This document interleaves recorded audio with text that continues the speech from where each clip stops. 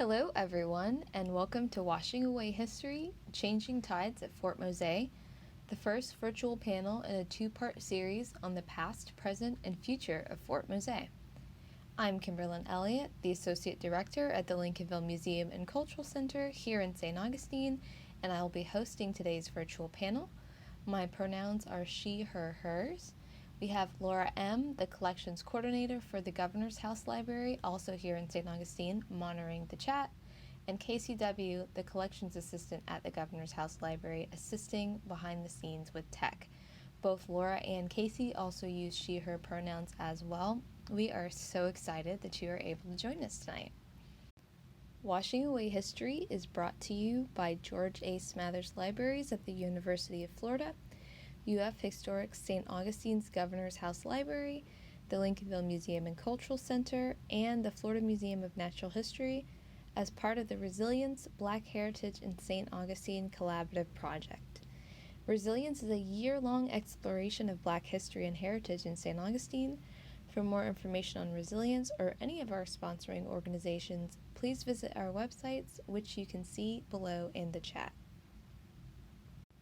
Before we get to our incredible speakers and program tonight, we'd like to acknowledge that the lands that we are presenting from and speaking about today are the ancestral homes of the Timucuan, whose stories are tied to the colonial systems that created and continue to shape Fort Mose and St. Augustine. After all, it's very important to understand the long-standing history that has brought us to the land we reside on, and to seek to understand our places within that history. We encourage you all to learn about the Indigenous people, past and present, who call your areas home. You'll find links shared on screen as well as in the chat about this. Just for a bit of housekeeping before we get into tonight's program, we would like to inform you all that we are recording this webinar and it will be available to watch soon. You'll notice that the audio, video, and chat features are disabled. This is intentional to keep the focus on our speakers today. We encourage you all to submit questions throughout the program through the Q&A feature at the bottom of your screen. We will also provide time at the end to answer as many questions as possible. Also, in an attempt to give underrepresented voices a chance to speak, we ask for those who feel comfortable doing so to self-identify as belonging to an underrepresented group when asking a question in the Q&A or commenting in the chat box. Your questions and comments will be prioritized. We will start tonight's program with a brief introduction from our panelists. As I call your name, please introduce yourself and tell us how you were first introduced to Fort Mose. After everyone is gone, we will ask Mr. James to give us a brief history of the site. If you're watching this recording, you may notice that portions of the introductions are missing. We had a brief recording error while recording the live webinar. So we will start with the panelist portion. Thank you. Thank you. So let's start with a question about the exhibit. So Florida Museum of Natural History's traveling exhibit on Fort Mose.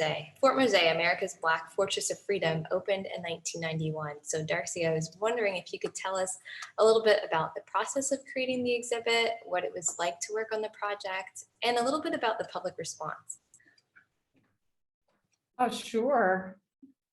Well, it's a, you don't think about what it takes to pull together an exhibition, but we had these amazing resources. We had the information that Jane was digging up out of the colonial archives in Spain and the Caribbean and here in Florida. And then we had Kathy Deegan's work at Fort Mose with the archaeology. And so putting together the story is a really interesting process because you never have all of the facts, but you have enough facts to create a story and weave a web of, critical thinking really about how we look at history and what the moment in time that Fort Mose represents was all about.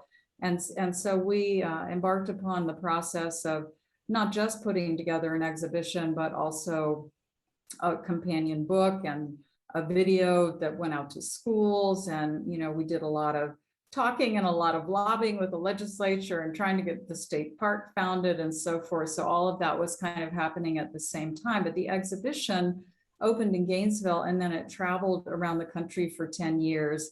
And then by that time, momentum was occurring in St. Augustine, thanks largely to the Fort Mose Historical Society and the Florida legislature and some of the work we were all doing together to get the land acquired by the state and eventually to build the visitor center and create the exhibition that's there at the state park. So it's been a long and really interesting and wonderful journey, and it's a journey that's not over. Yes, definitely. I'm so happy that you brought up the Fort Mose Historical Society, because that parlays greatly into my next question. So for our two participants who are part of the Historical Society, 2021 marks the 25th anniversary of the Fort Mose Historical Society as of last month, June, I believe. So I wanted to know, what challenges past and present has the Society had to overcome in preserving the story and also interpreting it for others? James, why don't you start? All right. This is emotional for me because the people who started this out, many of them have been involved for 25 plus years. The dedication, the love is off the charts. And I think the biggest challenge was to convince people that because they hadn't heard about Fort Mose in their school, that didn't mean it didn't exist. And then you had to convince people that if it did exist, then why is that important to us today? And that continues to be our question. For the local community here, very difficult to support a historical site economically because your residents are stressed in terms of making a living. They don't have the time to donate. They don't have money to donate to causes.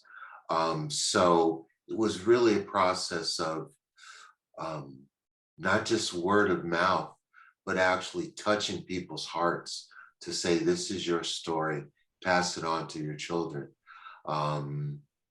So the challenge was worthwhile. None of us anticipated it, but it's the kind of problems that you wish you had. Thank you. Anything you'd like to add, Jane or Dr. Mahoney? It's probably too much. Stop me when you need to. I took Charles Ellis, our president, to lunch last week because we realized we hadn't just had a real conversation in so long. And so we went to the airport. There's a restaurant on top, and we were looking down at the planes as they take off. And I said to him, Charles, I see the society very much like that the most energy comes at the very beginning of takeoff.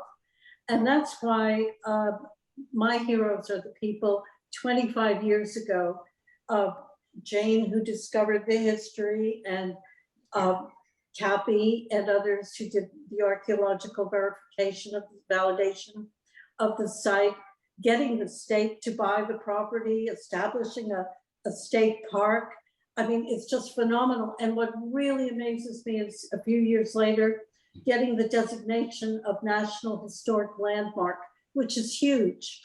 I read in the New Yorker a few years ago that first you have to become, you need one designation before you can go to National Historic Landmark, and that's National Register. And the New Yorker said that less than 3% of those designations reflected Black history. Wow. So isn't that amazing? So from that, we went on and got the National Historic Landmark, which is just huge. It means that this site is very important in American history. And so it is. So that's where I think at the beginning, I think was the most incredible effort, and the forming of the society, of course, 25 years ago. As James mentioned, we have 4 people on our board today who were original founders of Fort Mose. That's the level of passion you find in this group. People just can't stop because of the love there. And so I don't know a lot about the history from the beginning until today, but I can tell you that I believe today that our stars have aligned. There are every day, Charles and I have a joke and we say it's Christmas every day in Fort Mose, and the phone will ring and some new opportunity comes our way, often things we totally haven't anticipated. We're in the process of building a fort, our fundraising for it. We exceeded our fundraising goal. We had funding support from major sources, including the Jaguars and Florida Blue and so forth. Fingers crossed on all of that. And we have educational programs going now that we have never had before, which is something, again, that Dr. Jane once started the legacy on that. And we're trying to expand it as much as we can. We believe that's one of the most important things. And to answer the question about what are our biggest challenges, I would say is maintaining the integrity of the story. Because as we become more visible, we're now in international press, and not all the time, but often. And we're getting these calls and offers and inquiries from all over.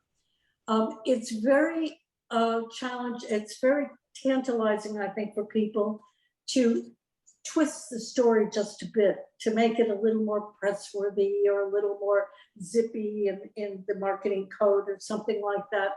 And the integrity of the story is so critical. The story doesn't need any enhancement. It's so strong on its own. It's such a powerful and amazing story. So I would say that's our biggest challenge right now. I don't want to go on too long, so. No, I definitely hear what you're saying about this time period of explosive growth and wanting to capitalize on a lot of things, but also wanting to make sure that your story doesn't get distilled or kind of lost in what's happening. So this is a perfect time to talk about this story if people don't really know. So I've had one comment, and we would be remiss to not kind of give an overview. So I'll give my best shot, and then I'll have my content expert to jump in as needed. So a crash course on Fort Mose. So where should I start? Capitalizing on kind of this idea of destabilizing the northern British colonies in 1693, the Spanish king Charles II made a proclamation saying that enslaved people in the British colonies, if they could escape enslavement there and travel down to Spanish Florida and join the military, become baptized, and just kind of become integrated into Spanish society, they would have freedom there. And so this worked. The British slavery starts getting destabilized as more and more people start fleeing southward to Spanish Florida. And so in 1738, Fort Mose was built as the first legally sanctioned free Black settlement in what is today the United States. So that is the Fort Mose that we were talking about here. And so from this settlement in 1738, it grew. 2 years later in 1740, the British actually came from Georgia and the Carolinas to put an end to the settlement. It was so close to, colonies that relied on slavery. So having this free settlement just over the state line sent a real message to enslaved people that freedom and kind of the ability to live your life the way you wanted to, with an asterisk, of course, which we'll talk about later. But it was close by. And so in 1740, the British come and try and destroy the fort. It is miraculously saved by part of the St. Augustine militia and, of course, the Fort Mose militia that was stationed there as well. In the battle, the fort is destroyed. And so from 1740 to 1752, the people of Fort Mose lived in St. Augustine. And so that's a really interesting time period that I hope we have time to get into as well. At that point in 1752, there's a new Spanish governor in town who would like the Fort Mose residents to go back to Fort Mose. So a new fort is built. Not in the same exact spot, pretty close by. And in 1759, there is a census done. So we have a lot of rich information about the people who lived there and kind of where they came from and what kind of community that they built. So that is what we're talking about. That is the Fort Mose of the Fort Mose. So I hope that was serviceable, and everybody's generally nodding their heads. So seriously. Well done. Thank you. I'll take a bow here right now. But something that I'd really like to talk about, and anybody can pitch in for this one, is what kind of has the experience been like tracing the pieces of Fort Mose? I think Dr. Landers, you could speak to this as well, but really trying to dig deep and find evidence of Fort Mose in the documents, because it's really interesting. It's kind of like an open secret. You can go back and find readings of this rumbling of this society going back to like the late 1800s, where people are like, yeah, there was something there. Free Black people, something, I don't know, whatever. And then Henry Flagler coming and then digging up the dirt to help fill in Lake Maria Sanchez Creek at the time. So what was it kind of like tracing this story back over the years? Well, to me, one of the most important things, and you touched on it, thank you for talking about a different perspective on American history that starts a lot earlier, that has, important roles for Indigenous and people of African descent to, play major roles in this history. And because it was still Spanish, it had a religious concept of religious sanctuary. If anybody left a Protestant place and came to a Catholic place, it goes back to the reconquest against the Muslims in Spain, the same idea of the religion counted more than the race, and incorporation into the community was for everybody if you became a Catholic.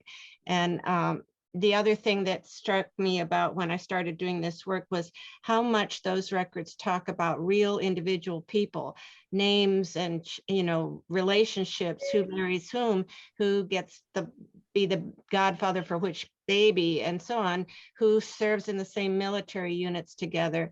And the fact that the captain who becomes the leader of Mose, that James plays so well, Francisco Menendez, was literate and wrote to the King of Spain directly and expected, recompense for his services. This is something you'll never get if you're talking about enslaved people getting off a boat in 1619 in Virginia. You don't get the concept of self-governance, of active community participation, of literacy, of multiple languages they could speak, experiences they had all through the Caribbean. And I think it's so important to teach that to children so they don't think their only history is enslavement in a cotton field somewhere. So that's my rant about it, and adding that part of the story. Well said, well said. Yeah. No, I think that is definitely kind of what I was trying to hit on, the fact that we were all kind of talking about it in our pre-show, but the fact that yes, this history that we're so blessed to live amongst and interact with, it really is unique, and it is a part of American history that gets undertold. And so we're happy to have the opportunity tonight to tell it and talk about it. So you talked about Francisco Menendez. I mean, we have to bring him up. So James, I wanted to ask you about your experience, and if anybody else kind of wants to chime in with the details of his life. He was a very interesting man. So I guess, James, you could tell us kind of from the contemporary side how you embody Mr. Menendez and kind of the things that you think about once you're performing his role at the society. On one level, it's an easy role to play from the standpoint that he's a hero. He's not a villain. He's someone that you would probably have admired. And from the standpoint of someone who's an African American, the number of heroes that we had to relate to as role models from those colonial periods is really, really small. So I found that every morsel about his personal life was just food for my soul. And I thank Dr. J. Landers for that, because the putting the flesh and the skin on the bones of the story is the people and the lives that they live. So then the next part was to not be the modern person who has access to air conditioning and hot showers, and to imagine that as a young man, you've already been forcibly removed from your home and all that you know. Gee, as an actor, I mean, that's a challenge that's going to stop a train. How are you really going to pull that one off? Then you have to get to the part where your destination was not where you wanted to go. And the people there were not all that thrilled that you were there. And then there's this slim chance of hope. That was the key for me, because here's a hero who's actually hopeful. He's not just pragmatic. He's not just will slay them. He's hopeful that the outcome will make the lives of his people and this community better. So I began to see him as a warrior on an entirely different level. And I could see that he would be a person who would look at that northern frontier every day and wonder how many people are out there trying to find this freedom. And I know that after the Battle of Fort Mose, Bloody Mose, he went over the names and the faces of every man that died there. So I don't know. I didn't plan any of this. It happened.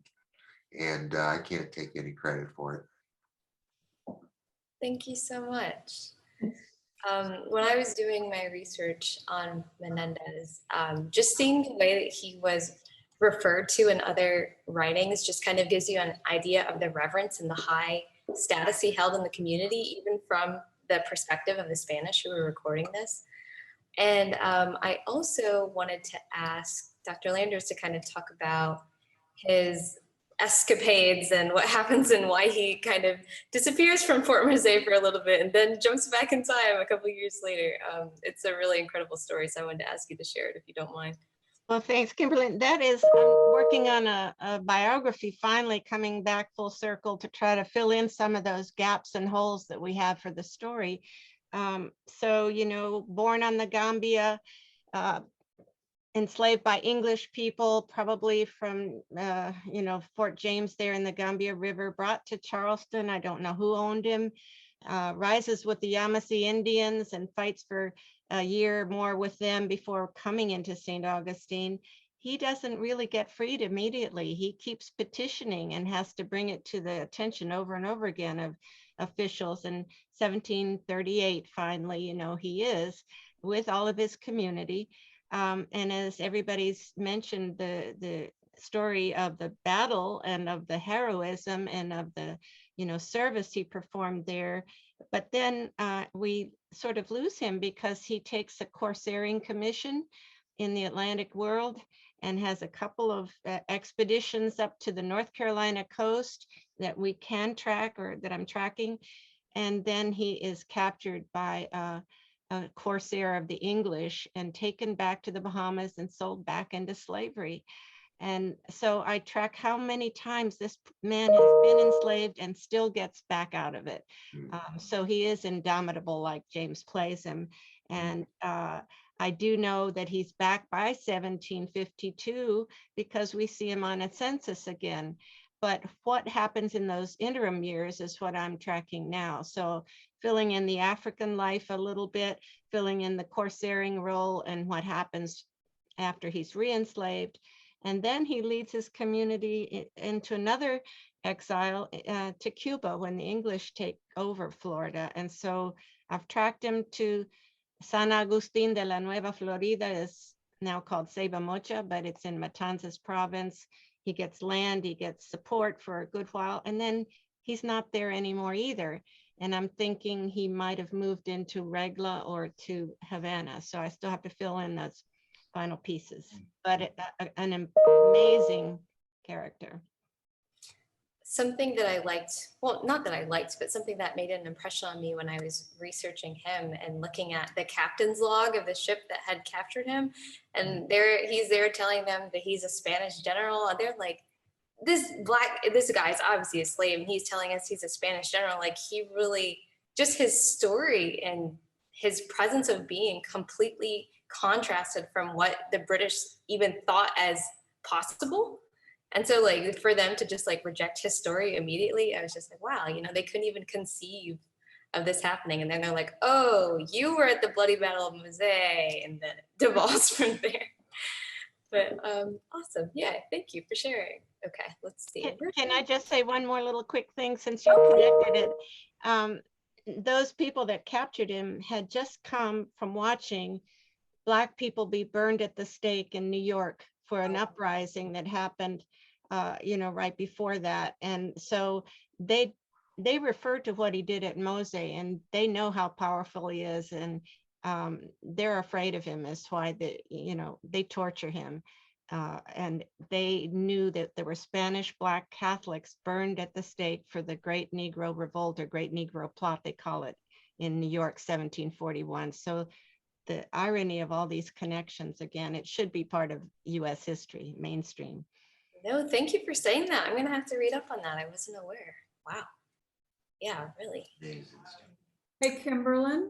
Yes. I just wanted to add, one of the things that's really interesting about this story is that the way that the archaeology and the history interweave. So, you have all these rich details that Jane has dug up in the archives, and all of these amazing personal stories and who these people were and where they came from and how old they were and who they married and who their children were and so forth. And then you have this place, and you have the evidence of the place. You can see the moat, you can see where the walls were, you can see where the wooden posts were in the ground. And then you have all these little bits and pieces from their daily lives. So you have things like buttons from their clothing and buckles and sewing needles and pins. And, it starts to create this picture of life at this place. On the one hand, from the history, the names and the dates and the richness of those details. And then from the archaeology, you have this physical touchstone of a place and the things that people handled in their lives. And you begin to see that, the lives of the women who were there with the thimbles and pins, and the military aspect of life with the military buttons and the lead shot, and then just kind of the daily, life of eating and hunting for your food. And so I think that Fort Mose is really unique in that way, in that it has the incredible rich details of both the archaeology and the historical documents that make for this wonderful whole. Thank you for saying that, because that's something that I really wanted to highlight during our discussion as well. Just this notion of community and kind of what the lived experience was at Fort Mose. So anybody can kind of speak to this really, but I guess kind of the 1759 census is a good jumping point. I think there were 36 people living at the fort at that time. I'm trying to remember my research that I did a while ago, but I think there was a great majority of children there living, which I found really interesting. But yes, exactly what you're talking about, like the posts in the ground, that is like chilling to me. It's this real concrete notion of what existed and what's now just below the surface of the areas that we walk and whatnot. So yeah, I just wanted to give this opportunity to kind of talk about community at Fort Mose, kind of what life was like, maybe the dependence, we can talk a little bit about just how hard colonial life in Spanish Florida was in general, and then how much harder it might have been being outside of the protection of the bounds of the city. So does anybody want to speak to that? Just play up on or add on to what Darcie said. Two of the other things that I love, Darcie, that they dug up were the rosaries that they find there, which again, everybody understood that the religious sanctuary was based on being really super Catholic. And probably I'm thinking that Menendez was originally probably trained in an Islamic tradition from where he came from. But once you're in this situation and in this place and you're being incorporated, even that Gambian coast was very multicultural and multi-religious, and everybody, can be multiple things. But the other thing was that wonderful, Darcie, remember the wonderful coin that it has St. Christopher carrying Jesus over the water on one side and what I thought was a Congo cross on the other, which really was compass rose. These were mariners, and St. Christopher is the patron saint of Havana, where they went back and forth. And so those were two wonderful objects too that I love from that site. Awesome. And Kimberlyn, before we get into the mosaic community, may I add one other piece to the story? Please. And that is that we are a site on the National Underground Railroad Network to Freedom, not because we were part of the latter Underground Railroad that everyone knows about and has heard about, but we of an original Underground Railroad, meaning that when these Africans left the plantation and made their way, very often on foot or sometimes by watercraft, about a 300-mile or more journey to Fort Mose, they needed help in wayfinding and was unknown territory. And so they allied with natives along the route. To me, that's just a remarkable part of the story and another sense of their ability to form community. And then within the Mosaic community, we have to remember there were many different tribes. It wasn't people who all knew each other from Africa or from plantations. It was people of very, very different backgrounds who came together with natives, with Spanish, and formed one of the first diverse communities here. So to me, that's very wonderful. Thank you for saying that. You touched on two things that I really want to talk about. So let's take a little side travel. Kind of speaking to the experience of getting to Fort Mose, something we have a small section on Fort Mose in our museum as well. So when kids come, I love to just ask them about the realities of the trip, which I will admit I learned so much about by attending Flight to Freedom. So I'd love to talk about that right after this. But kind of along the lines of what Darcie was talking about having the physical things to be able to connect to. So much of kind of making these connections for children and adults, it's also the emotional things. If you can't touch something, there are these emotions that you can all connect to. So it's like the anxiety or the fear or the joy you might have felt in making this journey, and the fear of the unknown, and the practicality of like physical things. What would you have wanted to take with you, and what maybe would you have been able to actually bring with you? What dangers could you impact or could you run into along the way? And so I really think like it's just such an interesting and impactful exercise. At least that's what I observed with the children and just adults, just thinking really about what this journey meant and what it would have taken for a person to do, and just the real commitment to freedom and self-determination that people who left for Fort Mose would have had, whether you make it or not, because it's like kind of making the choice to make the journey is one thing, and then making the journey and surviving is a completely other thing. So I'm so happy that you touched on that. And I love if you and James and anybody else who's had the pleasure of attending Flight to Freedom could talk about that event. It's one of your standout events that you do each year. And just kind of talk about how you embody and respect that journey and kind of impart that upon the visitor. Captain Menendez? Dr. Janie. That's a tough one. I mean, we've had typically on a Flight to Freedom weekend, it's 3,200 and some kids. So all of them are bringing their own experience of, well, where exactly are we? And if you don't know where you are, then getting to somewhere else becomes even more challenging. What I discovered was that this story is really on a very deeply primal level. It's about darkness. It's about not having a community, right? Part of the reason so many people were willing to risk their lives to go to Spanish Florida was because through the chattel slavery system, families were allowed to be broken up and sold. So the Spanish world represented a place where if you had a family, you technically didn't have to worry about someone selling your son or your daughter. So the desire to have a safe community was number one. but their thought, having struggled so hard individually to find that safety and that freedom, that it was a very lively mix of let's protect what this is. What I've learned is that, to me, freedom is a verb. It's not a noun.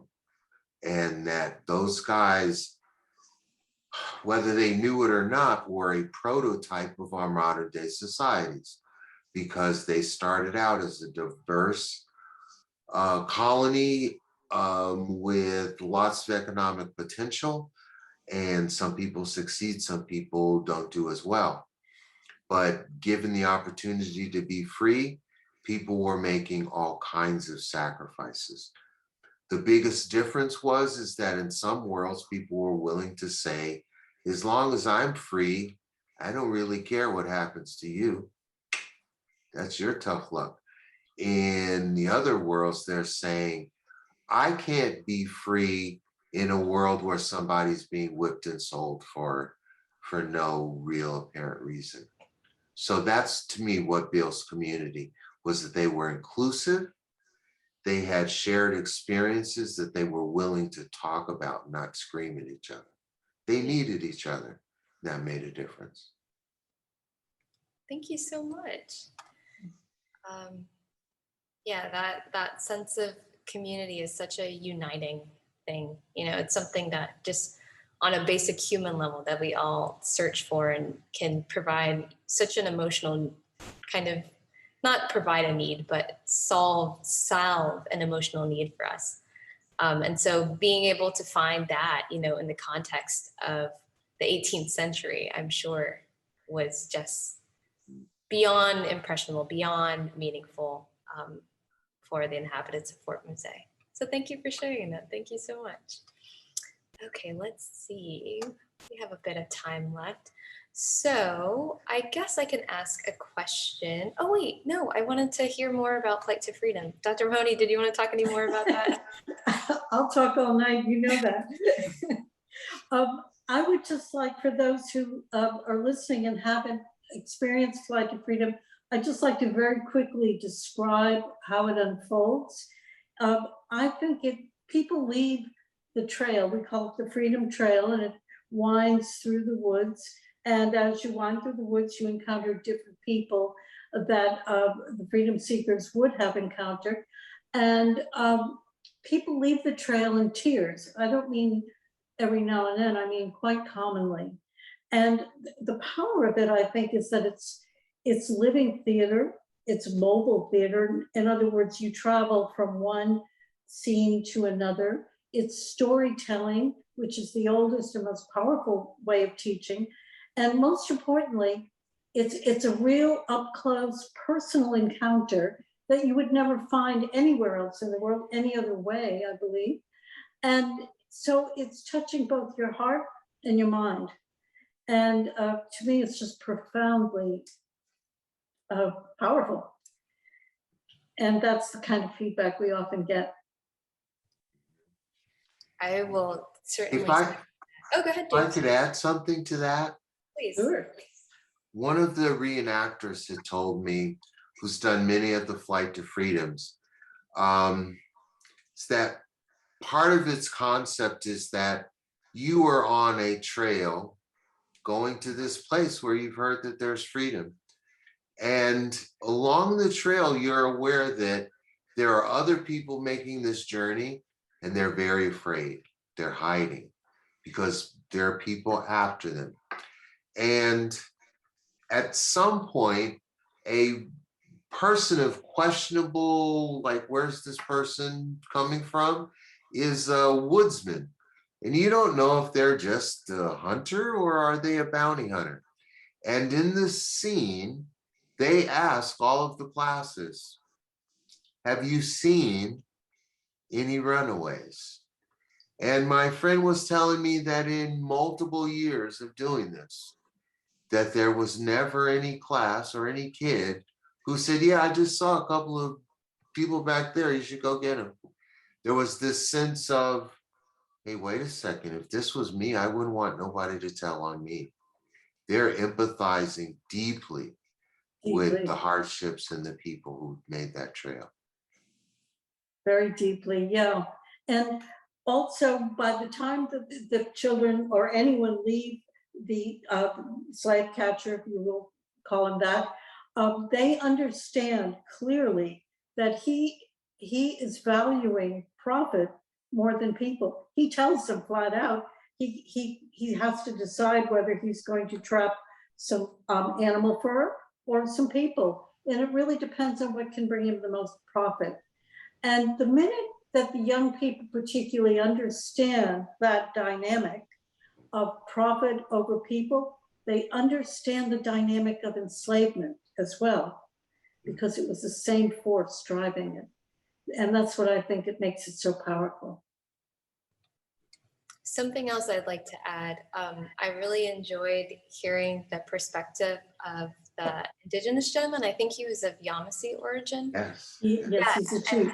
Yeah. Yes, and just hearing him give this oral history of his people and the tradition that he is like physically a part of, that was really impressionable for me.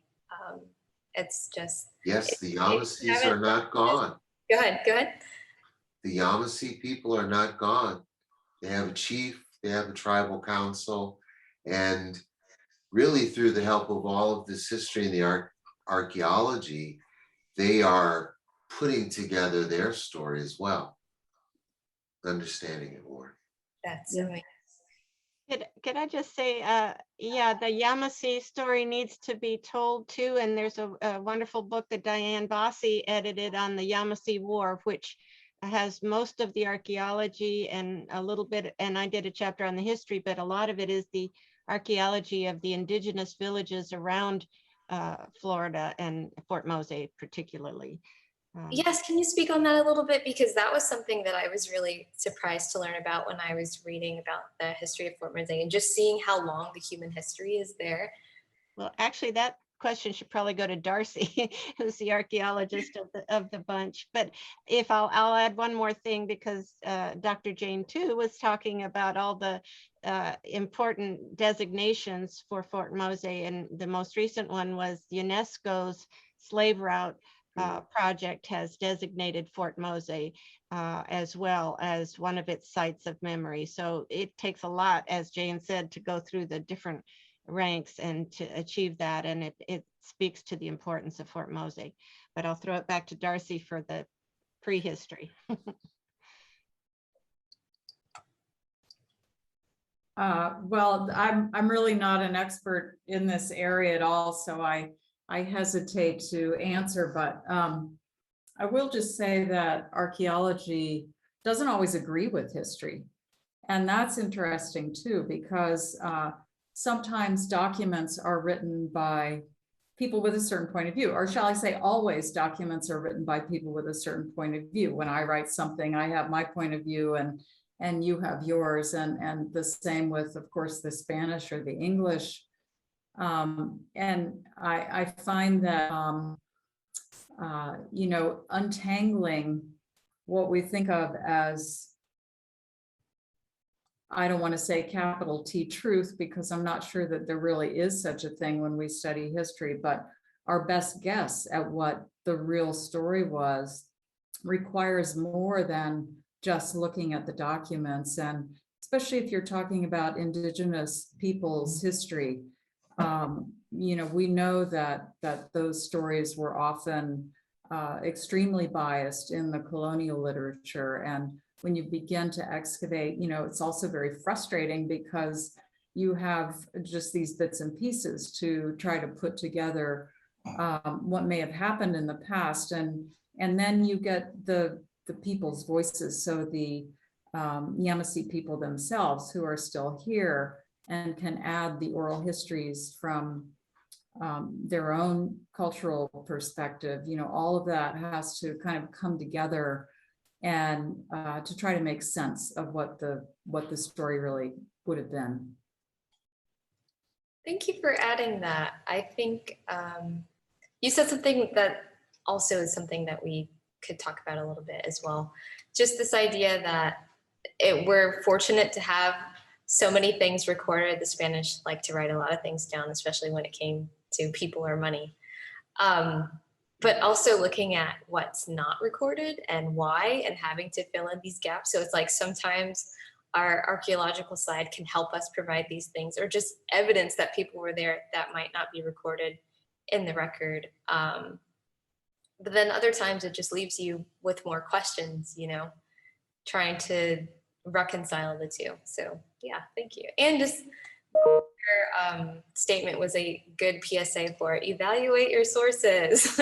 Find the point of view that your writer is writing from and what biases they may have. And so anybody doing any sort of, not even just colonial research, but anybody doing any sort of historical research, that's like the first thing you need to figure out, who is writing this document? Why did they write it? What are they including and what are they not including? So thank you for touching on that. That was great. Dr. Landers, you wanted to add something?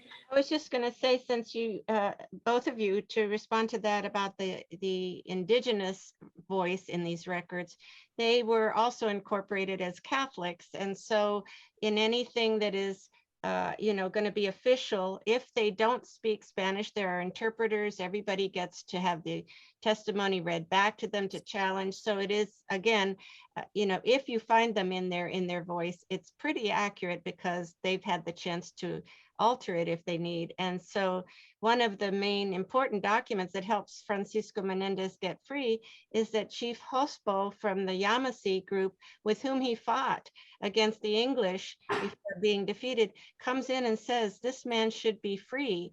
And it turns out one of the other elements in the indigenous group that came from South Carolina had somehow claimed him as a slave and was threatening to kill him if the Spaniards didn't buy him out.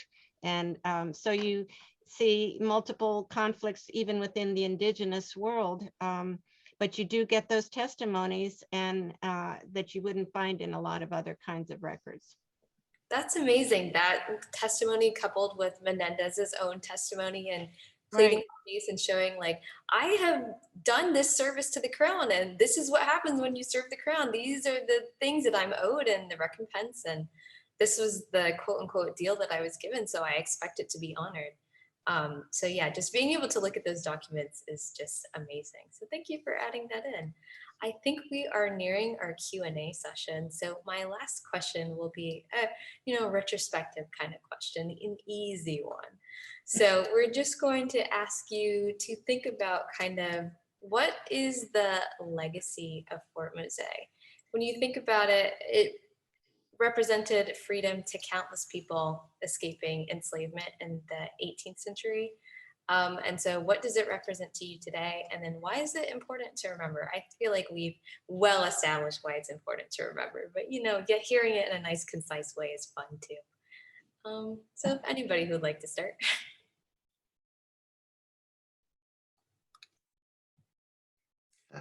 See, it's not such an easy question after all. No.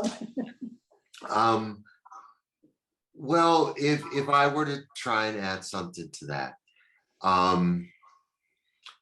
maybe it's learning that freedom is about people being able to reach their potential. So it's not entirely legal, and that when things become legal, your society can really get on a slippery slope in terms of freedom and rights.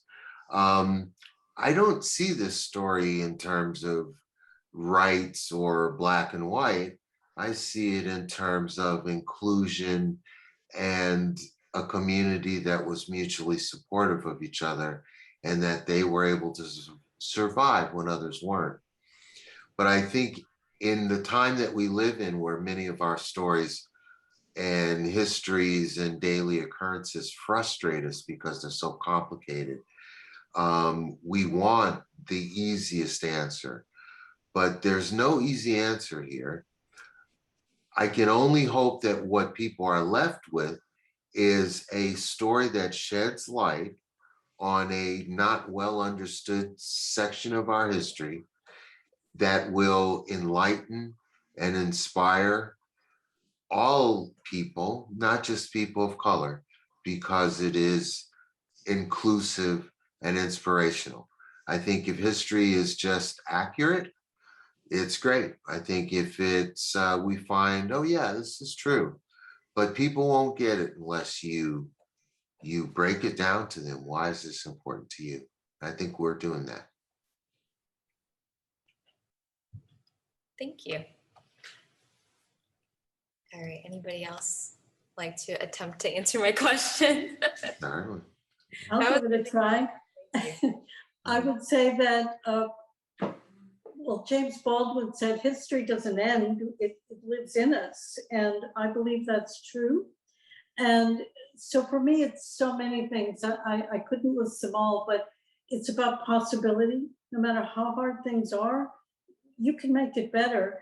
And the minute you resist, you are free, really. The rest is just carrying out that journey to freedom. And also at Fort Mose Historical Society, one thing that I find so nourishing about working there is the community there, the society itself, I believe, models much of the community, the original Fort Mose community. They don't refer to us as a committee, you know, or society or group. It's a family. They say, welcome to the family. And it's genuine. It's not just something they say that sound nice. It's true. It's a true family culture, and it's very inclusive and very welcoming and very loving, I would say. Do you agree, James? Here. I couldn't say it better. Yeah. The energy of this, like, starts with Dr. Deegan, you two wonderful ladies in your research, because otherwise it's only theoretical, and people have become so dependent on the modern media that they want stories that unfold really fast. In this last couple of years, I've been to a number of historical sites that talk about this era, and most of them succeed on one level but fail on another. They succeed in here's what it was, but they don't succeed on and here's how it felt. And so Fort Mose is the first one of those places that I think has been able to provide that. If you have intellectual questions, historical questions, it's all there in one place. And in the context of St. Augustine, which is basically a big giant petri dish for New World history, it is all here. So if you want to really do comparative studies and analysis, you can't do better than this. You know, I guess I would just say that as somebody who was involved really early on, it's amazing and wonderful to see how the story lives and grows. And that is, you know, something very special that you can excavate and in the documents and in the dirt, and out comes the beginnings of a story that really doesn't have an end, because we're continuing to look at that story, and it becomes a platform for conversations about not only our history, but how that is reflected in our lives today, and lessons that we can learn back and forth. So it's really amazing to have seen the transformation from, you know, artifacts coming out of the ground to this thing that is a physical touchstone for us to learn from, and a place for us to experience history and talk about history and talk about what it means for us today. I'll just add on to everybody that this is such a critical moment for what we put in our education for our children. As you see all the, you know, horrible legislation and debates about, you know, critical race theory, and that people don't even understand what it is. We can tell a very emotional, wonderful, true, well-researched, you know, something that can't be controverted, and do it in an emotional way, as James and Jane said, about, you know, bringing this to life, especially for children that need to know it, that need to know there was a different history for them, and that they can aspire to these kinds of, you know, courageous, wonderful roles themselves. And you do it through publications we have to do, you know, as an academic, but if you bring it to life in places like Fort Mose, it really has a power that our publications sometimes don't. And so that's, and what Jane said about the family of Fort Mose, I mean, I've been there since I was a grad student. All of you are dear to me. And it does feel like I come home when I come down to do a talk or whatever and get to see what's going on now. So I think it's also really important for that model of collaborative work and engagement and dedication and all that you all have done for all those years. And turnabout is only fair play. So I'll add my answer to this as well, because I think that you all touched on these different parts of the Fort Mose story, either from kind of an institutional side of getting the site saved and established, or just looking at the historical lessons that we can learn. But like, one, I would say it's a testament to perseverance and having a vision and just working tirelessly. Because it's like, imagine had it not be saved, we wouldn't be sitting here having this conversation. All of this amazing, rich American story would just be, you know, filled dirt under the Alcazar, you know? So just this idea that if you know a story and you know it's true and you've spent time on it and you can see the importance, and it's like, you know it's worth it, and you can convince other people that this is worthwhile and this is important, and listen to this, because all you have to do is listen to a quarter of this story and you're like, I'm sold. All of this was happening. What is going on here? So that, from the institutional side, it's like, it's kind of a push to keep going forward, and that this cultural historical work that we do is really worthwhile. And so I'm sure that each of you all, in either presenting on it or seeing the public reception of the exhibit, like in Darcie's case, or in Jane Mahoney or Dr. Mahoney and James's case, like just hearing the experiences of people who come to your events, like Flight to Freedom or the reenactment of the battle. It's like, that's just the reinforcement that, you know, this is, all my work is worthwhile, and this is such an amazing part of this kind of shared history. But yeah, and it's kind of a testament to perseverance, I guess, in my perspective on the historical side as well. Just like really sitting and meditating with what life would have been like, and just the kind of extraordinary, I don't even know what the word is, but the extraordinary, I guess, belief that life could be better, and belief that you could get there and be able to have self-determination and make a life for yourself. And that though X number of miles and untold dangers, humans, animals, the environment, like though that lies between you and your goal, like it was worth it to people enough to make that trip. And we're here hundreds of years later, continuing to learn more about them and the community that they fostered. So that's what I get out of it. So now we're gonna head to our Q&A, because we've been getting some lovely questions. All right, so our first one, oh man, I can't believe I neglected to talk about this. How did Fort Mose get its name? Because we've been using the little shorthand Fort Mose, not the government name Fort Mose. So if someone would like to talk about that, that would be great. And we can get the nice full name so everybody can hear it in a nice, authentic accent. Who wants to try that one? I Santa think Dr. Teresa. Jane would. Santa Teresa de Gracia de Real de Mose. Yes. Let's flip that a little bit. It's Gracia Real de Santa De Teresa Santa de Teresa. Mose. Yeah. Yes. So by the royal grace, and Saint Teresa was the patroness of the military. And Mose, we still don't know exactly whether that was an indigenous word originally, or we really don't know that part. Something I've liked is seeing all the different kind of determinants of Mose. So when the British talk about it, it's like Fort Musa, and then you see it on maps and you're like, all right, you know, in our digital age of typing things in, it's like, what variation of Mose do I need to put in to maybe pull something kind of weird? So I can only imagine trying to do this in the turn of the century in the 1900s and looking at all these different variations. But yes, that is it. That's an interesting question. I mean, I'd be interested in hearing Jane Landers. You know, how did you decide which version of spelling was the right version?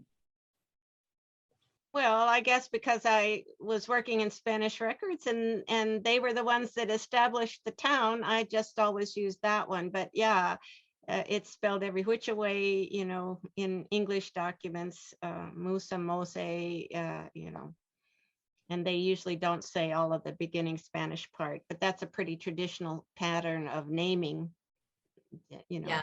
this longer thing and have a saint associated with it. And Awesome. All right. Somebody asked, how is the Fort Mose story relevant in today's society? Which I think we all touched on in our answer. So hopefully they're satisfied. We'll move on to our next one. Somebody asked, is there a connection between Lincolnville and Fort Mose? So that dirt I was talking about earlier is like a physical connection that bridges the two communities. And so if you're unaware, Lincolnville is a Reconstruction era community in St. Augustine. It was formed in 1866 by returning veterans of the US colored troops and also freedmen who had been freed in 1863 with the Emancipation Proclamation here in town. And so kind of running through the northern end, or really being the eastern boundary of Lincolnville, is now it's Lake Maria Sanchez, but then it was Creek Maria Sanchez. So it ran all the way up. I think I've heard like through downtown, pretty kind of close into the Northtown area. And so when Henry Flagler came, he wanted to fill it to create more land for him to build on. And so the place that he so happened to get this dirt from was a farm owned by, I think, a veteran of the Civil War, and which happens to be where Fort Mose is. And so he digged up the dirt and transported it. And so there's like a physical connection between Lincolnville and Fort Mose through this filling in dirt, which is kind of interesting to me. Not kind of, it's very interesting to me. I see Thomas Jackson, another one of our family on the Oh chat. yeah. And he can speak also to the Catholic Church in Lincolnville. That is another nice connection. Oh, thank you. Oh, definitely. Yes, especially with St. Benedict, which is dear to him, as of course, being a student. Thank you for that. That was awesome. All right, let's see. So someone asked, what happened to the African Americans in St. Augustine when Florida became a U.S. territory where slavery was still legal? That's kind of a little beyond what we're talking about, but still a good question. And I think kind of talking about this, you touched on it a little bit, Dr. Landers, when you were talking about the settlement in Matanzas in Cuba, kind of this idea that even though the community was insular and you had some sort of protection, the wave of colonialism was happening in the backdrop. So it's like all the European powers are still in conflict. And so this community is created. And then in 1763, it's like, all right, let's move.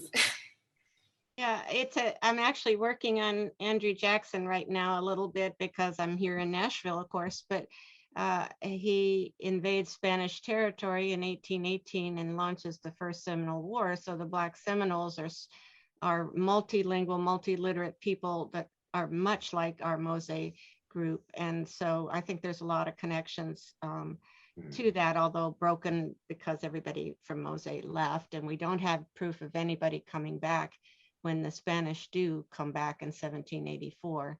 So a new group of freedom seekers can still come in because the Spanish sanctuary is still there from 1784 until 1790, when Jefferson, who was our Secretary of State at that moment, shuts it down. So yeah, so not a good change at that point. And then that's when more people start running, instead of to St. Augustine, to the Seminole villages in the interior. And then we're going to have Black Seminole alliances as we had Black Yamasee alliances. Yeah, that's a really interesting nexus. I wish we had more time to talk about that, because that's another, it's like a kind of a parallel of the Black Maroon Society. And I know you can speak to a bunch of that experience as well. So maybe we'll have time a little bit to circle back to that. But something I wanted to note about that question, the question was, what happened to African Americans in St. Augustine when Florida became a US territory where slavery was still legal? I don't want to lose fact of this, like, excuse me, that there was slavery in St. Augustine while Fort Mose was a settlement. So you have this interplay between this free Black settlement that was only free and Black because you were escaping the British, not because the Spanish hated slavery. So there, I'm sure on the slave holders' side, there was this legal process of changing, and registering with the US government or whatnot. But I'm not quite sure, I don't have really the knowledge to speak too much on this, but I'm not too sure how much the lived experience of enslaved people changed from 1818 to 1819, when the transformation begins between Spanish Florida and Florida becoming a US territory, or 1819 and 1821. So I just kind of wanted to speak to that and make sure that you understand that that's happening at the backdrop that Fort Mose is this flourishing society. Anybody want to add anything? Ooh. Let's see. All right, let me get through these and then we'll head to the Q&A or the chat, because it seems like we're getting some good stuff over there. Somebody is asking, how can we update the Fort Mose exhibits with newly uncovered information? Hooray! Isn't that what museum workers always love to hear? Oh, this is wrong. After you, like, how do I replace this wooden panel that has been here? A nice, cute sticker. No, okay, but go ahead. Give that person a star, would you? Beside their Yeah. name. There's so much updating we need to do at Mose itself as well. The wonderful museum we have, of which Darcie was one of the creators, and I think it's so well done. It doesn't hold back or smooth over any of the uncomfortable truths, and that's exactly what we need, I believe. In any case, that was 2008. Darcie, am I right? Oh gosh, I didn't think to look up the dates, but that sounds about right. And Jane Landers was also very involved in the creation of those exhibits. And it hasn't been updated since, to my knowledge, nor it belongs now to the park, but nor has the park that I know of put aside any funds for that. Again, back to that concept of history isn't in the past, and particularly I would say African-American history needs to be updated because it wasn't given its true due attention for so long, so centuries in our case, that now as Dr. Landers and others are discovering new things, it's critical, I believe, that we update our exhibits with this newfound information and newfound understanding of that and interpretation of that. So that's one of the missions I'm on. I spoke to our executive board about it today, and we have some plans in place for addressing that. Well, I just want to say that having visited it, you don't have to apologize for anything in that museum. It is totally accurate. We can add pieces to it, and it's beautifully done. It is. You all have stuck to what we have so far in terms of historical research, and we'll be getting some more, and then James will update that part. But the museum has no, as someone who's spent like 25 years working on the subject, it hasn't got anything to apologize for. That was way ahead of its time in terms of how it presents, the African experience and what became the United States. And, it deserves tremendous applause that I'm happy to I get. would agree. I wasn't questioning the exhibit itself, just its currency, just, it's needing to be updated. We can add, sure. Yeah, this is always a problem with exhibits, right? Because they're from a moment in time, but we can talk a lot about possibilities. I think there's so many interesting things happening that would be great to feature. So Jane's work right now, I am so excited, Jane, about what you're doing to finish out that whole picture of Menendez and see what else you can find about him and the community. And then there's archaeology going out there. And I think the second of these panels is going to talk about more of that, but that also is worth featuring. And the issue of sea level rise, which is having some direct impact on the site. And what are we thinking about conserving the site, and how do we do that? And what does it mean to have sea level rise cover up this, amazing historical place? So there's a lot that we could do interpretively. And that we should all be talking about together, even if not through the exhibition, through programming together. Yeah, that's important. All right, our next question is, did they actually find St. Christopher medals at the site? It was not clear to me. Thank you. There is one St. Christopher medal that was found in the creek adjacent to the site, and we have assumed that it was part of the site, even though it was found in the creek, because part of the fort and community have already been eroded and had been in the 1980s when Kathy Deegan was excavating out there. You know, part of the site was already eroded into the creek. So yes, there is a beautiful little medallion, and there's a replica of that in the exhibit at Fort Mose, so you can see it from both sides, as I recall. Awesome. Thank you. Someone asked, wait, let me make sure. We were actually just talking about this.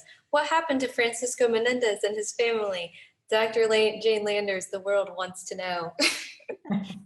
Well, they all do get back together again, which is the good part. After he got captured on sea and sold as a slave again, somehow, and that's the part I'm still working on, he does get back. And then they go together as a family to Cuba, and he leads the whole community, and they're all reestablished in Matanzas, Cuba. Hey, thank you. Ooh, this is an interesting one. Is there a term for any marital relationships between First Nations and Blacks seeking freedom on that early Underground Railroad? For example, in Canada, we have the term métis, I think, for Indigenous people and white colonizers married. Well, the word in Spanish is called Zambo, Z-A-M-B-O, but they really don't say that. They'll say an indigenous person's nation and the African person's nation in the religious records, which is why I've been trying to preserve the oldest records all over the Americas for Africans. And we do have the Spanish Florida ones up on Slave Society's digital archive. You just look slavesocieties.org and they're all there. And, you know, they're hard to read. Some of the transcripts are done at the University of Florida Library, but I've had my grad students also doing transcriptions to put up there in Spanish. Slowly but surely we're getting them, but they're all there. And that's one of the strengths of those records, is preserving the ethnic identities of Indigenous and African people. Well, I'd love to hear you say that they recorded the, I guess, nations or ethnic groups of the people rather than it just kind of being obscured by a general term. So that really helps. Even if you might think that like their understanding of where a group might sometimes be the conglomeration of different groups, but it still gives you some kind of jumping off point, and to be able to kind of keep numbers of the different types of people and what languages they might have spoken or where they might have hailed from. So that's really interesting. That's nice. Okay, let's see. We are rounding out the rest of our questions right on schedule. I love that. Someone asks, St. Augustine was one of the few places in the Spanish Empire that offered freedom to some enslaved Africans. How does St. Augustine fit into the larger narrative of Spanish Empire, where slavery was key to Spanish power / resources, etc., like Cuba? Does anybody else want it? Or should I? I don't want to talk so much, but you know, Cuba changes when sugar comes to Cuba after the slave revolt in San Domingue, and it then becomes almost as exploitative as all the British sugar places. But for the centuries before, where there weren't sugar plantations that needed fixed labor all the time, there was always slavery and freedom coexisting. Lots of ways to become free: by self-purchase, by manumission by your owner, by the state, like we see in Mose. So, but once capitalism and sugar come into places like Cuba and Brazil, it gets, you know, it shuts down a lot of the options for freedom. Well said. Someone asked, what are some examples of negative treatments towards the freed Africans by the Spanish? Well, they would get punished just like anybody else for any other crimes and so on. But it's sort of sometimes hard, I think, for people raised in an American system to understand how different that was. It's pretty medieval, actually. And everybody has a right to go to court. Everybody has a right to write to the king. Everybody has a right to complain to the church. So, and in a small community like that, everybody's monitoring everybody too. So I write a lot about people who tell on other people if they're abusing a slave or so on.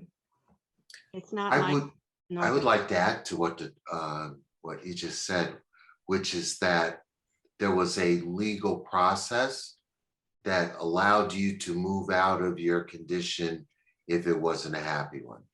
There was also the fact that the Spanish had royal crown slaves, which technically meant that they were owned by the king. And let's say you don't need slave labor all year round. It's more advantageous for you to lease or rent that manpower from the king. And the understanding is you will return those people in the same condition that you were given them. But as I would understand it and learn from all your writings, is that in Spanish law, a slave was considered a prisoner of war and therefore still had human rights. right.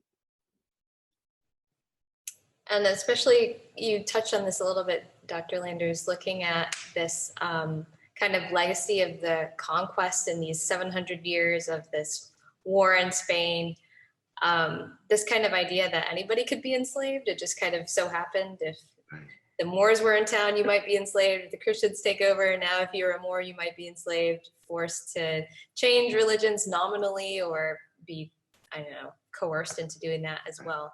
So kind of this idea before there's this kind of wholesale idea of racialized slavery where it's like, you are Black, you are a slave, you are inferior, this is your lot in life. We can justify the system religiously, we can justify the system economically, we can justify it looking at advancement and how my community is more advanced than your community. It's kind of separate from this idea, and then you kind of see how as soon as money enters and then the church is like, oh, we could also make money too, these ideas converge into this kind of racialized system where it's no longer a more individualized thing. But you hit on it, it's not racialized and it's not perpetual in this Roman legal system. There are ways in and a lot of ways to become a slave, a lot of ways to get out of it. And as Dr. Deegan said eloquently, the first time I heard this phrase, its simplicity stopped me in my tracks, which is that this is a time where not all Blacks are slaves and not all slaves are Black. And it really takes a while to consider that, because our educational system in the States implies that anyone of African American descent prior to the Emancipation Proclamation, that you were all a conglomerate of one people who were all enslaved. And even the US Census does not support that. Thank you for bringing that up. I think we are nearing the end of our questions. Let's see. Based on the historical evidence available to us, what do you imagine the response of Fort Mose residents, or what do you imagine was the response of Fort Mose residents to the evacuation of the St. Augustine when the British took control of Florida in 1764?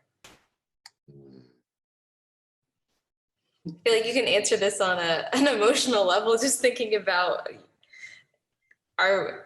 perhaps maybe, is this agreement still going to be honored once we get to Cuba? You know, like, is this just a St. Augustine thing? Can I count on the crown to continue this? Should the needs in Cuba change and now all of a sudden manpower is needed and I could be coerced into doing something? What happens if your ship crashes? That too. Right? I mean, you have literally again rolled the dice on your fate. And in the case of when the British evacuate, they have accumulated a large number of free people of African descent. And their problem is we can't repatriate them back to the islands, and we can't take them back to England. We'll send them to Nova Scotia or to Belize. And unfortunately, several of the ships that left here with free people of color to Belize went down in a hurricane. They never got there.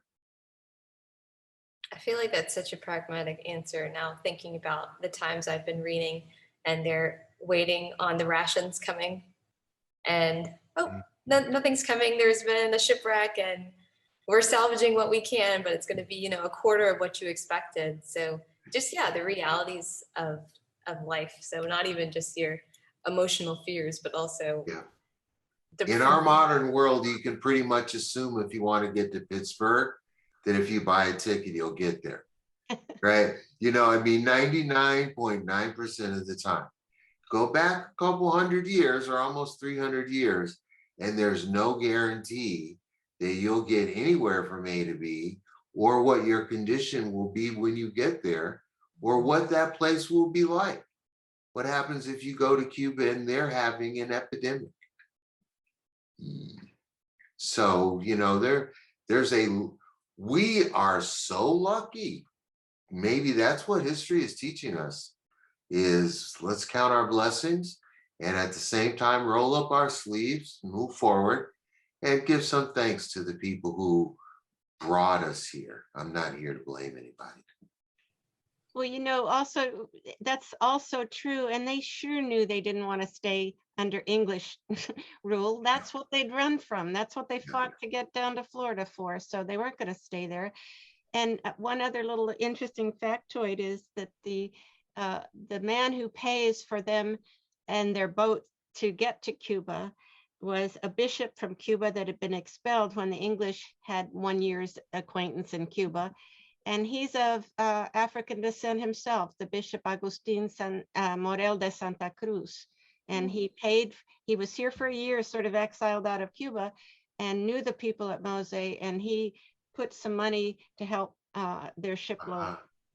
So that actually explains a lot to me, because I would think that the level of doubt and suspicion at that point, and someone's grandparents telling you, oh, there was this horrible big boat, that there had to have been one or two people who assured them that, yes, there is a place and we will take care of you. The promises will be kept.